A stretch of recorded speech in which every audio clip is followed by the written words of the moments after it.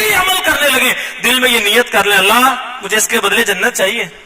اور اللہ کے نبی صلی اللہ علیہ وسلم نے فرمایا تھا کہ وَلَوْ تَلْقَىٰ أَنَّ أَخَاكَ بِوَجْهِ الْخَلَقِ لَا تَحْقِرَنَّ مِنَ الْمَعْرُوفِ شَيْئًا، کسی نیکی کو چھوٹا نہ سمجھنا. وَلَوْ تَلْقَىٰ أَنَّ أَخَاكَ بِوَجْهِ الْخَلَقِ، یہاں تک کہ تو اپنے بھائی کو ملے مسکراتے ہوئے چہرے سے مل.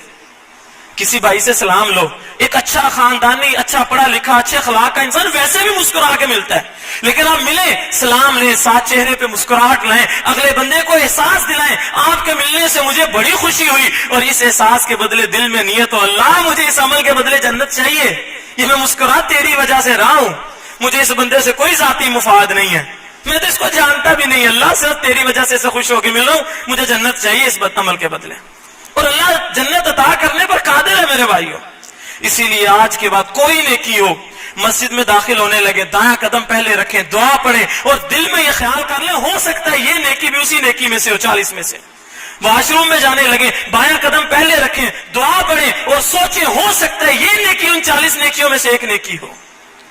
کسی غریب آدمی کو دیکھیں اس کو چھوٹا موٹا تحفہ دے دیں، زیادہ نہ صحیح. میں نے پھر بتایا اللہ کو تقویٰ چاہیے. ایک بندے کے پاس ہے ہی 100 روپے، اس میں سے وہ 10 خرچ کر دے، اور ایک بندے کے پاس لاکھ روپے، اس میں سے وہ 1000 خرچ کر دے، کون افضل ہے؟ آپ کو بھی پتہ ہے. بات تو تقوی کی، اللہ کو ہمارا مال نہیں چاہیے، اللہ کو تقویٰ چاہیے. تو میرے بھائیو آج کے بعد یہ کوشش کرنی ہے اور یہ تہیہ کر کے اٹھنا ہے، ہم نے کسی بھی نیکی کو چھوٹا نہیں سمجھنا. ہر نیکی عظیم الشان نیکی ہے، ہر نیکی بڑی ہوتی ہے، اور ہم نے ہر نیکی کو کرنے کی کوشش کرنی ہے.